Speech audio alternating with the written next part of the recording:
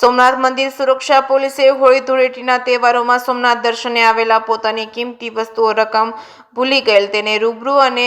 છેક દ્વારકા સુધી પહોંચાડી ગુજરાત પોલીસનું મે આઈ હેલ્પ યુ સૂત્ર સાર્થક કર્યું હતું। પ્રભાસ પાટણ વિશ્વ પ્રસિદ્ધ સોમનાથ મહાદેવ મંદિરે હોળી ધૂળેટીના દિવસોમાં દર્શનાર્થે આવેલા અમદાવાદના દર્શનાર્થી શર્મીબેન ગુપ્તા પોતાનો પર્સ મંદિર પરિસરમાં ભૂલી ગયેલ હોય, જે પર્સમાં રૂપિયા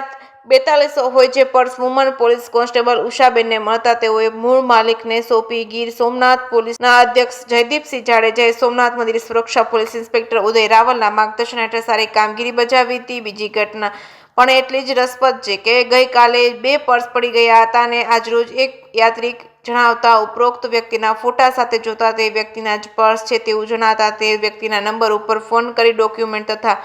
1100 રૂપિયાની ખરાઈ કર્યા બાદ તેઓએ રૂબરૂ આવી લઈ જઈ ગયા હતા અને તેઓએ કહ્યું હતું કે અમે દ્વારકા દર્શન કરવા નીકળી ગયા છીએ, હાલ અમે પોરબંદર છીએ, જેથી સોમનાથ મંદિર સુરક્ષા એએસઆઈ અર્જણભાઈએ ઉપરી અધિકારીઓના માર્ગદર્શન મુજબ તે ભાઈના પર્સ અને ડોક્યુમેન્ટ તથા રૂપિયા સોમનાથ બસ સ્ટેશન ઉપરથી દ્વારકા જતી બસમાં તેઓની સાથે વાતચીત કરી કંડક્ટર સાથે મોકલેલ, જેનો મૂળ માલિકને પહોંચાડવા પૂરતી તજવીજ કરી હતી અને આમ ગીર સોમનાથ જિલ્લા પોલીસ અધિક્ષક જયદીપસિંહ જાડેજા અને સોમનાથ મંદિર સુરક્ષા પોલીસ ઇન્સ્પેક્ટર ઉદય રાવલના માર્ગદર્શન હેઠળ સારી કામગીરી બજાવી ગુજરાત પોલીસનો મે આઈ હેલ્પ યુ સૂત્ર સાર્થક કર્યું હતું। જે કે સિંહ સાથે મહેશ વાજા, સોમનાથ।